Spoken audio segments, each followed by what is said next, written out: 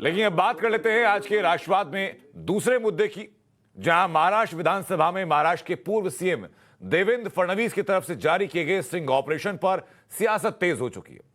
फडणवीस ने विधानसभा में sting operation जारी किया और दावा किया कि बीजेपी नेताओं से बदला लेने के लिए महाविकास आघाड़ी सरकार ने उन्हें फर्जी केसों में फंसाने के लिए बड़ी साजिश रची है और यह पूरी साजिश सरकारी वकील प्रवीण चव्हाण के दफ्तर में रची गई। फडणवीस ने 125 घंटे का वीडियो जारी किया और वीडियो दावा कर रहा है कि सरकारी वकील प्रवीण चव्हाण के ये दफ्तर का है जहां पूरी साजिश रची गई है। लेकिन इसी बीच नवाब मलिक के इस्तीफे की मांग कर रहे बीजेपी नेताओं पर कार्रवाई की गई। पूर्व सीएम देवेंद्र फडणवीस को हिरासत में लिया गया। हालांकि कुछ देर बाद देवेंद्र फडणवीस को छोड़ भी दिया गया। स्टिंग मामले में बीजेपी ने पूरे मामले की जांच सीबीआई से कराने की मांग की तो कांग्रेस और शिवसेना बीजेपी पर हमलावर है। पूरी तरह से महाराष्ट्र सरकार अपने सत्ता का किस प्रकार से गलत उपयोग भी कर रहे हैं, पुलिस महकमे का गलत उपयोग हो रहा है और ये पूरी षड्यंत्र के तहत भाजपा नेताओं को फंसाने की साजिश पुख्ता सबूतों के साथ देवेंद्र फडणवीस जी ने देश के सामने लाई। अब सवाल यह उठता है कि जिस साजिश में पुलिस महकमा भी शामिल है, जिस साजिश में सरकारी वकील भी शामिल है, महाराष्ट्र सरकार के नेता शामिल हैं, तो ऐसे विषय की जांच सीबीआई के द्वारा होनी चाहिए। जो कुछ वीडियोस उन्हें आज दिखाए उसमें कितनी सत्यता है उसको कल गृह मंत्री उसका जवाब देने वाले हैं और वो जवाब के बाद में इसकी प्रतिक्रिया अपने को दे सकते हैं। रहा दूसरा बात है कि महाराष्ट्र में ये जब फडणवीस राज्य के मुख्यमंत्री बने तब से इस तरह से पुलिस का अधिकारी का दुरुपयोग करने का काम शुरू हुआ है। खुद इतने फेक न्यूज से ग्रस्त हैं, जो खुद पूरी अपनी जिंदगी और अपना चीफ मिनिस्टर का जो उन्हें जिम्मेदारी निभाई है हर फेक न्यूज पे की, प्रचार के आधार पे की, इसलिए महाराष्ट्र की जनता ने उनको नकारा है। भारतीय जनता पार्टी को इतना बहुमत नहीं दिया कि सरकार बना पाए। सब जानते हैं केंद्रीय एजेंसीज किसके ऊपर काम कर रही हैं, सब जानते हैं केंद्रीय एजेंसीज किसके अगेंस्ट काम कर रही हैं। तो ये महाराष्ट्र सरकार पे आरोप लगाना थोड़ा हास्यास्पद है और मैं सच में फिर से एक बार कहूंगी कि उनका जो मानसिक संतुलन है थोड़ा गड़बड़ाया हुआ है। वहीं आरोपों पर विशिष्ट सरकारी वकील प्रवीण चव्हाण ने सफाई दी और कहा कि उनका रिश्ता ना तो किसी राजनीतिक संगठन से और ना ही राजनेताओं से। वीडियो की फॉरेंसिक जांच हो ताकि दूध का दूध और पानी का पानी हो सके। ना असं आहे की मी अजून व्हिडिओ पाहिलेले नाहीत, मी त्याच्यामधले आवाज ऐकलेले नाही आहेत। एक दुसरी बाब त्याच्यामधली जी आहे हे सत्य जे आहे हे पोलीस जो काही आवाज रेकॉर्डिंग आहे हे पोलीस वगैरे नसतं, तर फॉरेन्सिक हे जे आहे तर फॉरेन्सिक डिपार्टमेंट त्यामध्ये तपासत असतं आणि फॉरेन्सिक डिपार्टमेंट जे आहे हे महाराष्ट्राच्या बाहेर सुद्धा आहेत, तिथून सुद्धा करता येऊ शकतं त्यामध्ये।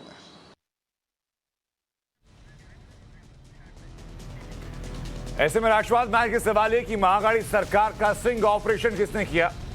सवाल है कि पूरी सरकार बीजेपी के नेताओं को क्या फंसाने में लगी है। सवाल है कि सरकारी वकील के दफ्तर में साजिश का सच क्या है और सवाल ये कि ये ईडी रेड के खिलाफ क्या बदले की साजिश। इन्हीं सवालों के साथ हम लोग चर्चा का आगे बढ़ाएंगे और सबसे पहले हमारे साथ किशोर तिवारी जुड़ चुके हैं, नेता है शिवसेना से। तिवारी जी बहुत बहुत स्वागत है आपका। ये हो क्या रहा है सर कि सब लोग मिले हुए हैं और एक एक करके फंसाने की कोशिश की जा रही है। 125 घंटे की रिकॉर्डिंग देवेंद्र फडणवीस सामने रख रहे हैं। नहीं, ये देखो आप जो वीडियो बता रहे हैं वो आप भी देखेंगे कि एक 2019 का है जब सीएम तो खुद देवेंद्र फडणवीस थे। यानी आप रिकॉर्डिंग की डेट देखो ऊपर और ऊपर टाइमिंग भी वो डिस्प्ले हो रही है। तो वो 2019 के जनवरी में तो देवेंद्र फडणवीस ही सीएम थे, उस वक्त की रिकॉर्डिंग है।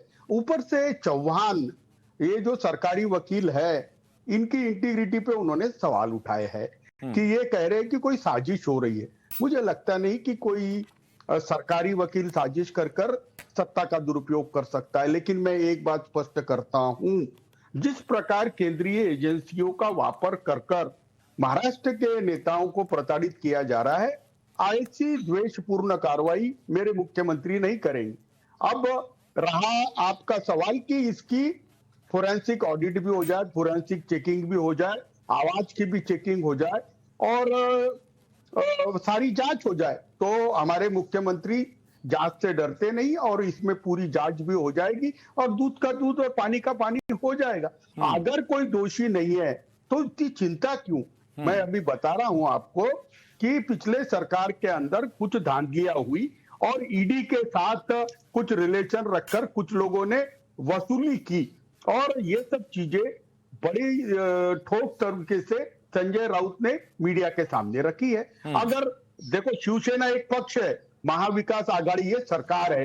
शिवसेना पक्ष के तरफ से कोई पुलिस में कंप्लेंट जाती है तो मैं आपको सरकार का पक्ष बताता हूं कि हम उसके तह तक जाएंगे और अगर ये लोग कांच के घर में रहते हैं तो इन्होंने भी जेल में जाने की तैयारी करनी चाहिए। लेकिन जो घबराहट मैंने देवेंद्र फडणवीस के चेहरे पे देखी तो मुझे भी अनंत त्यागी बहुत बुरा लग रहा है कि ये आदमी क्यों डर गया, आदमी क्यों डर गया? जो आरएसएस के इसमें से आया हुआ है, जो पाक साहब छवि वाला है, वो इतना क्यों घबराया? और ये देखिए, ये जलगांव जिले के दो नेताओं में जो झगड़ा चल रहा था उसका डिस्कशन है और वही डिस्कशन में एक नेता दूसरे नेता का बदला निकालने की बात कर रहा है और यहाँ मुख्यमंत्री देवेंद्र फडणवीस है और मुझे समझता नहीं कि एक एलएलबी वाला आदमी ऐसा वीडियो क्यों पब्लिक में ला लिया उन्होंने। ये क्यों, जो आपने सवाल किया सर, इसका जवाब देने के लिए हमारे साथ बीजेपी से राम कदम भी जुड़ चुके हैं। राम कदम जी, स्वागत है आपका। किशोर तिवारी पूछ रहे हैं सर कि इस मामले में तो कोई सच्चाई है ही नहीं और वो बड़ा बुरा महसूस कर रहे हैं देवेंद्र फडणवीस के लिए कि उनके चेहरे पर बहुत घबराहट है और ये फर्जी वीडियो सामने रखा जा रहा है। देखिएगा, ये एक शिवसेना के नेता देश की दुनिया को मूर्ख समझते हैं या तो ये स्वयं मूर्खता की ओर जा रहे हैं। 125 घंटे का वीडियो है, जिन वीडियो में वो जो सरकारी वकील है वो वकील क्या कह रहा है, सारी बातें देश और दुनिया के सामने आई। अब इनका दागी चेहरा लगातार देश दुनिया के सामने आने के बावजूद ये इस प्रकार की इनकी दलील ये दर्शाती है कि गेंडे की वो जो स्किन होती है वो कितनी मोटी होती है। उस प्रकार से महाराष्ट्र के सरकार के तीनों दलों की हो चुकी है। 125 घंटे का वीडियो है, ऑडियो रिकॉर्ड है। हमने कोई हवा में कोई आरोप नहीं किए, हमने कोई बयानबाजी नहीं की जैसे आपके संजय राउत जी बयानबाजी करते हैं। हमने सारे तथ्यों के साथ सारे सबूत सामने रखे हैं। शरद पवार जी क्या कहते हैं? शरद पवार जी कहते हैं कि कोई केंद्रीय जांच एजेंसी के सिवा ये संभव नहीं है। यानी शरद पवार जी भी उस वीडियो के कंटेंट को नकार नहीं रहे हैं। कितनी घिनौनी साजिश है। शरद पवार तो कह रहे हैं कि राज्य सरकार इसकी जांच करवाई, वो जांच से पीछे नहीं हट रहे हैं। वो तो कह रहे हैं कि हम जांच करवाएंगे। ना, इसमें भी उनकी सियासत है। जिस पूरे साजिश में मुंबई की पुलिस शामिल हो, महाराष्ट्र के सरकार के नेता शामिल हो, आप बताइए, आप वरिष्ठ पत्रकार हो, तो क्या पुलिस के द्वारा जांच पारदर्शिता के साथ संभव है? कहते ही संभव नहीं है।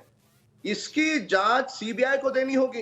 अब ये जो मैं बोलूंगा, मैं आ रहा हूं किशोर जी आपके पास, लेकिन रामकदम जी एक बात और जो आपके आने से पहले किशोर तिवारी ने कही कि भाई उसमें जो सीसीटीवी फुटेज में ऊपर तारीख दिख रही है ना, उस टाइम तो महागढ़ी सरकार थी भी नहीं राज्य में, यानी मुख्यमंत्री कोई और उन्हीं के खिलाफ साजिश रची जा रही है, वो भी सरकारी वकील के दफ्तर में। अभी भी दिखा रहे हैं सरकार। नहीं, एक मिनट देख लो ना, ये जो एक उसमें जिस प्रकार से हमारे संघ जो पहले नेता थे खड़से जी, उसके बाद कौन कौन से हमारे नेताओं को किस प्रकार से षड्यंत्र का हिस्सा बनाया, ये सारी बातें उसमें आई हैं। अब ये तारीख की कौन सी बात करें, उसको जानकारी लेनी होगी। तो ये सारी देश के लोगों को भटकाने वाली, गुमराह करने वाली ये बातें हैं। पूरी तरह से कोई सूरज के उजाले की आवश्यकता नहीं जी, पारदर्शिता के साथ सारा वीडियो देश के सामने रखा है। एक छोटा सा जवाब मैं आपसे और चाहूंगा, उसके बाद मैं चलूंगा फिर किशोर तिवारी के पास, कि ये जो शरद पवार और मुंबई के पूर्व पुलिस कमिश्नर के बीच डील की बात है, ये डील कौन सी थी, जरा इसके बारे में विस्तार से बता दीजिए एक बार। राम कदम जी। जी नहीं, ये डील के बारे में जो बात हुई है, जो सामने आई है, इसमें कि जैसे ही संजय पांडे जी मुंबई के पुलिस कमिश्नर बनते हैं, बनने के बाद वे बीजेपी के नेताओं पर झूठे मुकदमे दर्ज करेंगे, बीजेपी नेताओं को परेशान करेंगे, ये सारी बातें वीडियो में आई हैं। यानी पुलिस महकमे का कितना गलत उपयोग इसके अतीत में किसी प्रांत की सरकार ने, किसी राज्य की सरकार ने नहीं किया होगा, जितना गलत उपयोग पुलिस महकमे का ये महाराष्ट्र के तीनों दल कर रहे हैं। आपने आपको याद होगा कि बिहार से पुलिस आई थी सुशांत सिंह राजपूत मामले में जी। उस समय महाराष्ट्र की पुलिस ने कैसा बर्ताव किया था उनसे, कैसे बर्ताव किया था? ऐसे बर्ताव किया था जैसे मान करके चलो कोई आतंकवादी आया है, किसी प्रांत की पुलिस नहीं आई है। जो स्वयं देश के गद्दारों के साथ व्यवहार साझा करे, नवाब मलिक जी इनके मंत्री जो जेल में है, न्यायपालिका से कोई राहत नहीं। अनंत ये मैं आ रहा हूं किशोर जी, मैं उनका जवाब पूरा हो, मैं सीधा आप ही के पास में आ रहा हूं किशोर जी। ना उनका कोई इस्तीफा ये लेंगे, ना ये जो वीडियो आया है उसके बारे में ये मुख्यमंत्री कोई बयान देंगे। ठीक बात है। अच्छा, मैं वापस लौटूं आपके पास किशोर तिवारी। देखिए, ये बहुत साफ बात है कि भाई अगर राज्य सरकार के ऊपर ये आरोप है तो जिस राज्य सरकार के गृह मंत्रालय के अंतर्गत पुलिस आती है उसकी जांच पर आप भरोसा नहीं कर सकते हैं। तो शरद पवार ये कहने के बजाय कि हम लोग जांच करवाएंगे, वो सीधे कहते हैं कि हम इस रिकमेंडेशन के साथ हैं कि आप जाइए और सीबीआई से जांच करवाइए। ये देखिए, मैं आपको बता रहा हूं, एक तो राम कदम की लैंग्वेज आप देखिए कैसी भाषा का। एक तो ये मूर्ख हो गए, ये मूर्ख है। अब राम कदम को ये मालूम नहीं कि हम मूर्ख है या वो मूर्ख है, लेकिन और गेंडे कौन है, गेंडे की कतड़ी किसकी है, अब क्या है, ये सब चीजें टालनी चाहिए। महाराष्ट्र के राजनीति में भद्दे आरोप करने की जो प्रथा है, तो मैं अभी भी बताता हूं कि मुंबई पुलिस की साख पर धब्बे किसने लगाए? परमवीर ने लगाए। और परमवीर सिंह ने धाक में लगाए। पर संजय पांडे का जो ट्रैक रिकॉर्ड है वो कभी किसी से कॉम्प्रोमाइज नहीं करते, और ऐसी भी कोई पुलिस वाले डील वील करते हैं ना, उनके भी दिन बुरे आ जाते हैं। ये हम परमवीर से देखा। मैं अभी बता रहा हूं कि केंद्रीय एजेंसी का दुरुपयोग हो रहा है, ये सत्य है, और ये बंगाल में हुआ, भी महाराष्ट्र में हो रहा है। देखो, आईटी डिपार्टमेंट हो, एनसीपी लो, एनआईए लो, या फिर आप ईडी लो, ये सब लोग प्रताड़ित कर रहे हैं क्योंकि हम भाजपा से नाराज होकर अलग हो गए। नहीं किशोर तिवारी, उस मामले में घबराने की जरूरत होनी नहीं चाहिए ना। अगर कोई मामला, कोई भी नेता आपका अगर पाक साफ है, उसने कुछ किया नहीं है, तो एजेंसी चाहे लाख कोशिश कर रहे, अगर आप कहते हैं कि मोटिवेटेड है वो लाख कोशिश कर ले, वो पीछे जाकर के घटनाएं तो पैदा नहीं कर सकती, सबूत तो पैदा नहीं कर सकते। जो चीजें हो चुकी हैं उसी पर जांच होनी है। देखिए, यही सवाल आप राम कदम को पूछो कि ये डर क्यों गए, एसआरए की इंक्वायरी को डर क्यों गए, नार्को की इंक्वायरी को डर क्यों गए? देखिए, ये ईडी के एक्सटॉर्शन रैकेट का हिस्सा नहीं है तो डर क्यों गए, मुझे समझ में नहीं आता। होने दो ना, पुलिस भी देखो, आप अनंत त्यागी हमसे पूछते कि हम क्यों डर रहे हैं। अरे हमारे नेता नहीं, मैं ये नहीं पूछा सर कि आप क्यों डर रहे हैं। मैं तो ये कह रहा हूं कि अगर आप इतने निर्भीक हैं तो सीबीआई जांच होने दीजिए। आप कहिए कि सीबीआई जांच करवाएंगे। नहीं, देखो, सीबीआई जांच करवाना या कुछ बीजेपी के नेता से जांच करवाना, इसमें कोई फर्क नहीं है ना। तो एनसीपी गजब बात करते हैं सर, जिनके साथ किशोर तिवारी जी, मैं बस एक संशोधन बीच में करना चाहूंगा, जिनके साथ अब सत्ता चला रहे हैं ना कांग्रेस के कार्यकाल में सीबीआई को तोते का तमगा दिया था कोर्ट की तरफ से, वो बीजेपी के कार्यकाल में नहीं दिया गया था, और वो पहली और इकलौती बार था, उसके बाद फिर नहीं दिया गया। एक मिनट, एक बात बताऊं मैं तुमको, केंद्र सरकार जिसकी है उसके लिए ये जो ब्यूरोक्रेट काम करते, राज्य सरकार है उसके मर्जी में ब्यूरोक्रेट काम करते हैं। हाँ। लेकिन सार्वजनिक जीवन में ये जो गंदगी आई है ना भ्रष्टाचार की, हाँ। उसको दूर करने की राष्ट्रीय नितांत आवश्यकता है। मुझको लगता है कल के चुनाव के बाद ये नेता लोग सीख लेंगे कि नवाब ये हमाम में सब नंगे नहीं रह सकते। हाँ। मैं किसी को सपोर्ट करने वाला नहीं हूं। ये नेताओं के हजारों करोड़ के प्रॉपर्टियां कैसे आते, ये भी चिंता का ही विषय है। लेकिन हाँ। जिन्होंने करप्शन किया है, अब पिछली सरकार में हो या ये सरकार में हो, वो सारे लोग जेल में जाए। ये बहुत आदर्श बातें हैं सर, लेकिन बता तो दीजिए कि इस 125 घंटे की वीडियो की सीबीआई जांच की रिकमेंडेशन महाअघाड़ी सरकार को कोई भी नेता क्यों नहीं कर रहा है? कम से कम किशोर तिवारी इनिशिएटिव ले लें। अरे नहीं, मैं बताता हूं ना, बीजेपी के नेता मांग करे और हम सीबीआई के हाथ में दे दे, सीबीआई तो 4 दिन में बोल देंगे, अरे ये तो बहुत बड़ी साजिश हो रही है, ये हो रही। देखो, सीबीआई से अच्छा ये हम किसी जुडिशियल इंक्वायरी को दे देंगे। और 2019 के जनवरी में अगर ये लोग ऐसे बोलते थे तो मेरे ख्याल से देवेंद्र सिंह पे बहुत ज्यादा चार्जेस लगेंगे। और मैं एक बता दे रहा हूं कि ये उन्होंने काउंसिल हॉल के अंदर बोला है, बाहर बोलते तो मैं अभी कोर्ट में पहुंच जाता, क्योंकि काउंसिल हॉल में उनको वो सब चीज बोलने का अधिकार है। और ये सब चीजें गिरीश महाजन, उसमें जो खड़से छगन भुजबल का नाम भी शामिल है सर, उनको भी राय के लिए साजिश रची गई थी। अनंता जी, ये तो बहुत गलत है। उसमें जज का नाम आ रहा है और डील की बात आ रही है। हाँ। अगर ये चीज पब्लिक डोमेन में ये हॉल काउंसिल हॉल के बाहर बोलते हैं, मैं राम कदम जी जानना चाहूंगा आपसे, देखिए ये बात अगर उस तारीख को लैंडमार्क मान लिया जाए जो तारीख सीसीटीवी फुटेज के ऊपर दिखाई पड़ रही है, 1 जनवरी 2019, उस टाइम पे देवेंद्र फडणवीस के पास सत्ता थी, मुख्यमंत्री रहते हुए उनकी नाक के नीचे विपक्ष इतना बड़ा रैकेट चला रहा था कि एक एक करके हर व्यक्ति को निशाना बना करके उसके खिलाफ साजिश तैयार की जा रही थी। और 2019 के बाद 2022 में अब मार्च में आकर के बातें सामने आ रही हैं। नहीं, ये तारीख के बारे में जानकारी लेनी होगी। मैं जहां तक मानता हूं वो देवेंद्र जी के कार्यकाल के बाद जब खड़से जी नाराज होकर के एनसीपी के दल में शामिल हुए, उसके बाद का ये सारा क्रम है। और उसी क्रम को लेकर के यदि आप सारे बिंदुओं को जोड़े, यानी उसके अंदर जो कम्युनिकेशन हुआ है, जो बातें हुई, जो संवाद हुआ है, वो संवाद को यदि जोड़े, जिसमें शरद पवार जी का नाम आ रहा है, जिनमें और भी लोगों का नाम आ रहा है, तो सारी बातें ये तीनों दल सरकार में आने के बाद की बातें। यदि अगर मान करके चलो ये देवेंद्र जी के कार्यकाल का वीडियो होता तो उस प्रकार की बातें आती, पर संवाद में उस प्रकार की बातें नहीं है। संवाद यह समझ करके किया जा रहा है कि हम विपक्ष में बैठे हैं और ये तीनों दल सत्ता में है, के लिए तारीख के बारे में यह एक बिंदु है। और दूसरा महत्वपूर्ण बिंदु यहाँ पर यह आता है कि ये पूरा वीडियो, उसमें जो संभाषण हुआ है, ये सारा का सारा ये तीनों दलों की पोल खोल रहा है। यानी वाजू की वसूली की साजिश, या 27 महीनों में हर दिन जिस प्रकार से ये सरकार दागी बनती गई, वसूली वाली सरकार है, ये जो पूरे देश ने देखा। अभी इतना दागी चेहरा लेकर भी यहाँ पर शिवसेना के नेता अगर इस बात पर बयानबाजी करे, दलील देने लगे कि ये नहीं है, वो नहीं, ऐसा नहीं होता। सारा देश देख रहा है। पूरे आजादी के बाद संपूर्ण देश में अगर इतनी दागी सरकार का अगर पहला नंबर निकाला जाए तो वो तुम्हारे 3 दलों की वसूली सरकार का आएगा। जिस दिन से सत्ता में आए हो, एक खुशी का दिन दिखाई है।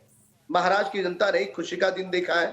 तीनों दल इतनी बड़ी कमीशन खोरी में आनंद जी लग चुके हैं जी कि डेवलपमेंट के काम के लिए जो पैसे दिए जाते हैं उसमें भी 15-15, 20-20 टका इनके नेता और मंत्री ले रहे। अस्पताल का काम उन्हें दिया जाता है, जो बिल्डर है, जो इनके करीब का बिल्डर है, उसको दिया जाता है।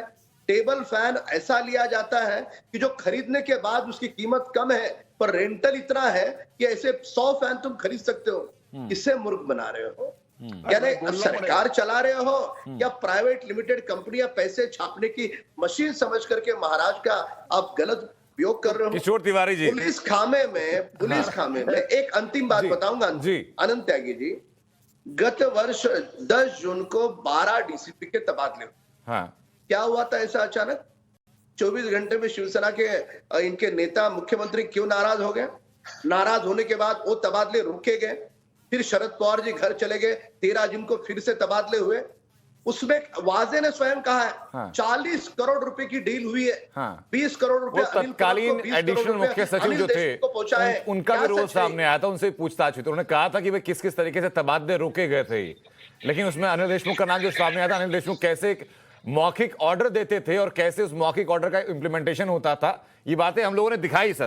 लेकिन किशोर तिवारी जी, फिर वही लौट कर वही सवाल कर रहा हूं सर कि अगर इतनी ईमानदारी भरी सरकार चल रही है तो दिलीप वलसे पाटिल वो कह रहे हैं कि मैं जाके जवाब दूंगा। जवाब देने से पहले वो साफ कह दें कि भाई इसमें आप स्वतंत्र हैं जांच करवाने के लिए, आप चाहें तो सीबीआई को जांच सौंप दीजिए, आप चाहें तो जुडिशियल इंक्वायरी से करा लीजिए। राज्य एजेंसीज के पास क्यों रहे मामला? देखिए, काउंसिल हॉल में चार्जेस लगे हैं और जब सेशन चलते रहता है तो जो भी जवाब देना है काउंसिल हॉल में देंगे। कोई विपक्ष के नेता टीवी पे आके नहीं दे सकते। लेकिन राम कदम नहीं सर, टीवी पे हमें चाहिए भी नहीं। नहीं, एक मेरी बात समझ लो जी। कि राम कदम चुनावी मूड में आए तरीका बात कर रहे थे, और अब हम अगर करप्ट है, हाँ, हमने कहा लोगों को एक भी दिन अगर अच्छे नहीं दिखाए हैं तो जनता अभी जो मिनी पोल होने को जा रहे हैं उसमें डिसाइड कर लेगी। लेकिन मैं एक बात बोलता हूं कि कोई भी द्वेषपूर्ण राजनीति के अंदर राम कदम, देवेंद्र जी को आप बता देना कि मेरे मुख्यमंत्री कार्रवाई नहीं करेंगे। अगर पुख्ता सबूत है और भ्रष्टाचार हुआ है तो हम छोड़ेंगे भी नहीं। और आपके पास अगर कोई अफसर आ जाए एफिडेविट पे बोल दे कि मेरी ट्रांसफर के लिए मैंने इतने पैसे दिए, तो मैं आपके साथ वो केस लड़ने को तैयार हूं। आज तक कहा हुआ ऐसा कि कोई अफसर खुद आके बोल दे कि मुझसे पैसे लिए गए? पहले तो आप उस अफसर को नाप देंगे भाई तुम्हारे पास पैसे कहां से आए। ये इनको किसने बताया, ये भी तो बता दे। हाँ। ये चीज तो बता नहीं, जब आपके सहायक मुख्य सचिव इस मामले में गवाही दे रहे थे पूछताछ के दौरान, उनसे नहीं पूछा भाई आपने कि आपने अनिल देशमुख का नाम क्यों नहीं लिया था? देखिए, उन्होंने ये बताया कि जब मौजूदा मुख्यमंत्री नाराज हो गए उसके बाद उस ट्रांसफर की लिस्ट को रोका गया, वरना ट्रांसफर लिस्ट बनती थी, बैठक में अनिल देशमुख मौखिक तौर पर बताते थे कि इसका ट्रांसफर यहां होना है। देखिए, अभी एडिशनल चीफ सेक्रेटरी उस वक्त जो थे होम के, वो थे सीताराम कुंटे, बाद में चीफ सेक्रेटरी बने। हाँ। अभी मुख्यमंत्री के सलाहकार है। हाँ। वो उनको स्पाइन नहीं है या उनको कमर नहीं थी उस वक्त। हाँ। और वो खुद का निर्णय खुद ले नहीं पाते थे। हाँ। तो उनको भी दोषी पाना चाहिए। हाँ। मेरे मुख्यमंत्री ने प्रोटेस्ट किया। मेरे मुख्यमंत्री ने एक भी मेरिट छोड़कर सिफारिश की ट्रांसफर नहीं की। ये तथ्य है। ऐसे विसिल ब्लोअर अधिकारियों के साथ सरकार क्या रवैया करती है, इसका उदाहरण दूंगा। फिलहाल बिना ब्रेक पे जाए अब तक की 10 बड़ी खबरें दर्शकों को बता दें, वापस लौट रहा हूं चर्चा पर। ईवीएम विवाद पर टाइम्स ऑफ नवाज से बोले मुख्य चुनाव आयुक्त सुशील चंद्रा, वाराणसी में बरामद ईवीएम ट्रेनिंग ईवीएम थी, कोई ईवीएम हैक नहीं कर सकता, काउंटिंग के लिए पूरी प्रक्रिया का पालन हो रहा है। अखिलेश यादव के आरोपों पर चुनाव आयोग से मिला बीजेपी प्रतिनिधिमंडल, कहा कुछ अराजक तत्व फैला रहे हैं भ्रम, व्यवस्था से ऊपर कोई नहीं, चुनाव आयोग ले सकता एक्शन। वाराणसी में ईवीएम मामले में कार्रवाई, एडीएम एनके सिंह को हटाया गया, चुनाव आयोग ने लापरवाही के आरोप पर कार्रवाई की। समाजवादी पार्टी ने मुख्य चुनाव आयोग को लिखा पत्र, काउंटिंग की वेबकास्टिंग की मांग की गई। अखिलेश ने किया ट्वीट, कहा बेखबर से हो गए हैं, न जाने क्यों, कुछ खबर नवीस। बलिया और बांदा में सपा कार्यकर्ताओं का हंगामा, अधिकारियों की गाड़ियां काउंटिंग स्थल पर जाने से रोकी गई, चेक करने पर अड़े कार्यकर्ता, पुलिस फोर्स बुलाई गई। चुनावी नतीजों से पहले गोरखपुर पहुंचे यूपी के सीएम आदित्यनाथ योगी, हेलीपैड पर पहुंचे बच्चों से मुलाकात की, बच्चों को हेलीकॉप्टर में भी बैठाया। उत्तराखंड के चुनावी नतीजों से पहले बोले पूर्व सीएम हरीश रावत, उत्तराखंड में कांग्रेस को मिल रहा है पूर्ण बहुमत, कोई प्लान बी और प्लान सी नहीं। पूर्वी यूक्रेन में रूस का बड़ा हमला, 10 लोगों के मारे जाने की खबरें, यूक्रेन का दावा कि अब तक 12,000 रूसी सैनिक मारे गए, 317 टैंक और 49 एयरक्राफ्ट भी तबाह करने का दावा। यूक्रेन में ऑपरेशन गंगा पर बोले केंद्रीय मंत्री पीयूष गोयल, ऑपरेशन गंगा में दुनिया ने देखे तिरंगे की शान, दूसरे देशों के लोग भी यूक्रेन से तिरंगा लेकर सुरक्षित निकले। यूक्रेन के राष्ट्रपति जेलेंस्की का बयान, रूस से अगले राउंड की बात कर रहे हैं तैयारी, जब तक अपनी जमीन वापस नहीं लेते हार नहीं मानेंगे, रूस से पूरा हिसाब लेंगे।